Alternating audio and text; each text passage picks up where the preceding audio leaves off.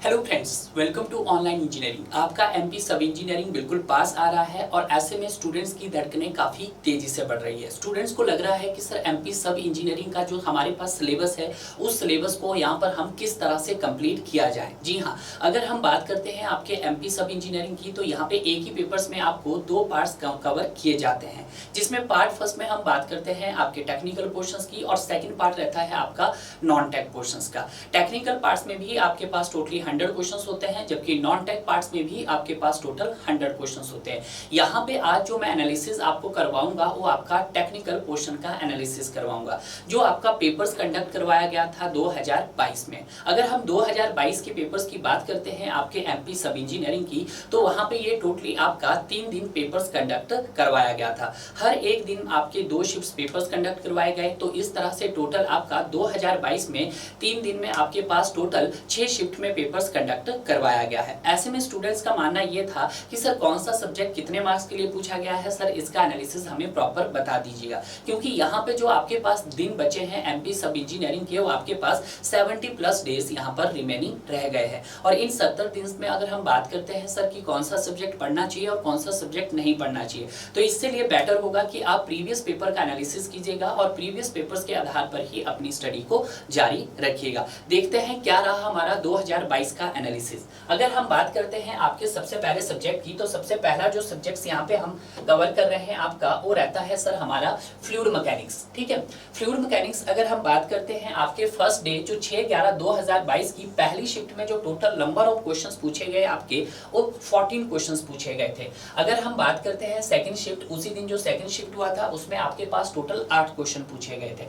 और अगर हम बात करते हैं आपके नेक्स्ट डे जो पहली शिफ्ट थी उसमें एक ही क्वेश्चन पूछा गया है आपका फ्लूइड मैकेनिक्स से, जबकि सेकंड शिफ्ट में पूछा गया कोई भी क्वेश्चन नहीं था। अगर हम बात करते हैं आपका थर्ड डे यानी कि आपका 8/11/2022 को, तो यहाँ पे भी आपके 2 शिफ्ट में पेपर्स कंडक्ट करवाया गया। पहली शिफ्ट में फ्लूइड मैकेनिक्स से कोई क्वेश्चन नहीं पूछा गया और दूसरी शिफ्ट में भी कोई भी क्वेश्चन यहाँ से नहीं पूछा गया था। क्लियर है। उसी तरह से अगर हम बात करते हैं आपके सर्वे की, तो 6/11 पहली शिफ्ट में 13 मार्क्स के लिए 13 क्वेश्चन पूछे गए थे। सेकंड शिफ्ट में टोटल 18 क्वेश्चन पूछे गए थे। 7 की पहली शिफ्ट को आपके पास 18, 7 की दूसरी शिफ्ट को 19 क्वेश्चन और 8 की 11 पहली शिफ्ट को 9 क्वेश्चन और दूसरी शिफ्ट में कोई भी क्वेश्चन यहाँ पर सर्वे से पूछा नहीं गया था। क्लियर है। तो यहाँ पे आप ये एनालिसिस कर पा रहे हैं कि कौन सा सब्जेक्ट्स आपको पढ़ना चाहिए। क्लियर है, मैं बाद में बताऊंगा, पहले आप इसका एनालिसिस देखिएगा। उसी तरह से एस्टिमेशन एंड कोस्टिंग की बात करते हैं। 6/11 की पहली शिफ्ट को 15, 6/11 की सेकंड शिफ्ट को 4 क्वेश्चंस पूछे गए थे। 7/11 की पहली शिफ्ट को 5 क्वेश्चंस पूछे गए थे। 7/11 सेकंड शिफ्ट को 13 क्वेश्चंस पूछे गए थे। 8/11 तारीख को जो पेपर्स कंडक्ट करवाया गया, पहली शिफ्ट में 21 और दूसरी शिफ्ट में आपके पास 18 क्वेश्चंस यहाँ से पूछे गए थे। उसी तरह से हम बात करते हैं सीटी बोले तो कंक्रीट टेक्नोलॉजी जो आपका 6/11/2022 के पहली शिफ्ट और दूसरी शिफ्ट में जो क्वेश्चंस पूछे गए हैं, आपके पास टोटल 21 और 28 क्वेश्चंस पूछे गए हैं।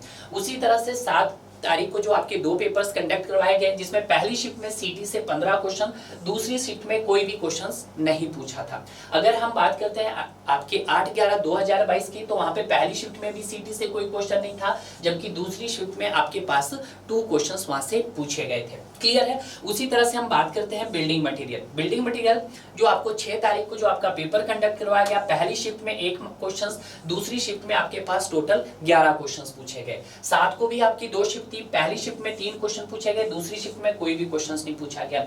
उसी तरह से 8 की पहली शिफ्ट में कोई क्वेश्चन नहीं, दूसरी शिफ्ट में भी कोई क्वेश्चन आपसे नहीं पूछा गया।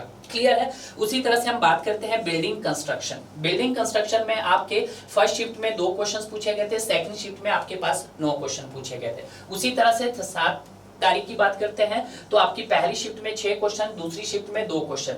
8 की बात करते हैं तो पहली शिफ्ट में 1 क्वेश्चन और दूसरी शिफ्ट में कोई भी सवाल नहीं पूछा गया। क्लियर है। उसी तरह से हम बात करते हैं आपकी हाइड्रोलॉजी की। पहली शिफ्ट में आपके पास 2 क्वेश्चंस पूछे गए, दूसरी शिफ्ट में कोई भी सवाल नहीं पूछा गया। 7 की शिफ्ट की बात करते हैं, पहली शिफ्ट में 1 क्वेश्चन, जबकि दूसरी शिफ्ट में यहाँ पर 14 क्वेश्चंस पूछे गए। किससे सर? आपके हाइड्रोलॉजी से। उसी तरह से हम बात करते हैं 8 की पहली शिफ्ट को 5 क्वेश्चंस पूछे गए, जबकि आपके सेकंड शिफ्ट को 3 क्वेश्चंस पूछे गए। उसी तरह से हम बात करते हैं इरिगेशन की। इरिगेशन की पहली शिफ्ट यानी कि 6 को जो आपकी पहली शिफ्ट हुई कोई भी सवाल नहीं था। दूसरी शिफ्ट में टोटल 6 क्वेश्चन थे। 7 की पहली शिफ्ट में 14 क्वेश्चन थे। 7 की दूसरी शिफ्ट में आपके पास टोटल 5 क्वेश्चन थे। क्लियर है। अगर हम बात करते हैं 8 की पहली शिफ्ट की, तो 8 की पहली शिफ्ट को यहाँ पर 8 क्वेश्चन थे, जबकि दूसरी शिफ्ट में आपके पास टोटल 12 क्वेश्चन पूछे गए थे। उसी तरह से अगर हम बात करते हैं आपके सॉइल की जो पहली शिफ्ट थी 6 तारीख को 5 क्वेश्चंस पूछे गए, दूसरी शिफ्ट में कोई भी सवाल नहीं पूछा गया। और कहीं ना कहीं जो सॉइल मैकेनिक्स है उसका सब्जेक्ट भी बहुत ज्यादा है, सिलेबस बहुत ज्यादा है, क्लियर है, और सवाल वहां पे बहुत कम पूछे गए। बट अगर हम बात करते हैं 7 तारीख की पहली शिफ्ट में 11 क्वेश्चन पूछे गए, दूसरी शिफ्ट में 17 क्वेश्चन पूछे गए। 8 की पहली शिफ्ट में 21 क्वेश्चन पूछे गए, जबकि 8 की दूसरी शिफ्ट में 26 क्वेश्चन पूछे गए डियर यहाँ पर। क्लियर है। तो ये अनुमान लगाना यहाँ पे थोड़ा सा टफ है कि सर कौन सा सब्जेक्ट पढ़ना चाहिए और कौन सा नहीं पढ़ना चाहिए। मैं बाद में इसका एवरेज भी आपको बताऊंगा कि कौन से सब्जेक्ट को आपको ज्यादा फोकस करना चाहिए। क्लियर है। उसके बाद देखते हैं अदर सब्जेक्ट्स। और अदर सब्जेक्ट्स में जैसे आपका स्टील हो गया, 6 की पहली शिफ्ट को कोई सवाल नहीं, दूसरी शिफ्ट को भी कोई सवाल नहीं। 7 की पहली शिफ्ट को 2 सवाल पूछे गए हैं। 7 की दूसरी शिफ्ट को 13 सवाल पूछे गए हैं। 8 की पहली शिफ्ट में 18 और दूसरी शिफ्ट में 1 सवाल पूछा गया है। क्लियर है। उसी तरह से इन्वायरमेंटल इंजीनियरिंग की बात करते हैं। 6 तारीख की पहली शिफ्ट में कोई सवाल नहीं, दूसरी शिफ्ट में कोई सवाल नहीं, तीसरी शिफ्ट में 6 क्वेश्चंस पूछे गए और आपके पास 7 की दूसरी शिफ्ट में 1 सवाल पूछा गया है। 8 की पहली शिफ्ट में 4 और दूसरी शिफ्ट में आपसे 20 क्वेश्चंस पूछे गए हैं। ठीक है, देखिएगा। अगर हम बात करते हैं हाईवे की, 6 तारीख की पहली शिफ्ट में कोई सवाल नहीं, दूसरी शिफ्ट में कोई सवाल नहीं मिला। 7 की अगर हम बात करते हैं पहली शिफ्ट में 1 क्वेश्चन मिला, दूसरी शिफ्ट में कोई भी सवाल नहीं मिला। 8 तारीख की बात करते हैं, पहली शिफ्ट में 12 सवाल मिले और दूसरी शिफ्ट में आपको 15 सवाल मिले। ठीक है। उसी तरह से सोम की बात करते हैं, 6 तारीख की पहली शिफ्ट में 1 सवाल, दूसरी शिफ्ट में 4 सवाल और 7 तारीख की पहली शिफ्ट में 0 और दूसरी शिफ्ट में आपके पास 7 सवाल। 8 की पहली शिफ्ट में यहाँ पे जो सवाल मिले थे वो आपके पास 3 सवाल मिले थे और यहाँ पे आपके पास 1 सवाल मिला था। ठीक है, ये बात ध्यान रखना। उसी तरह से हम बात करते हैं आपकी हाइड्रोलिक मशीनरी। हाइड्रोलिक मशीनरी की 6 तारीख की पहली शिफ्ट को 2 सवाल थे, दूसरी शिफ्ट को कोई सवाल नहीं था। अगर 7 की पहली शिफ्ट में 0 था, आपकी 7 की दूसरी शिफ्ट में 0 सवाल, 8 की पहली शिफ्ट में 0 सवाल और दूसरी शिफ्ट में भी 0 सवाल, यानी कि हाइड्रोलिक मशीनरी से सवाल ही नहीं है।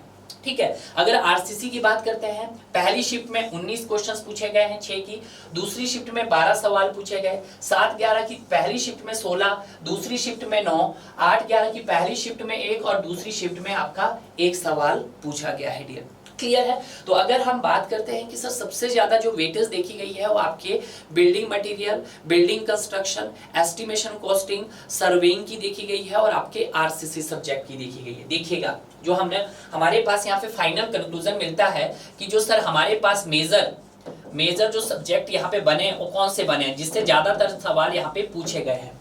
ठीक है।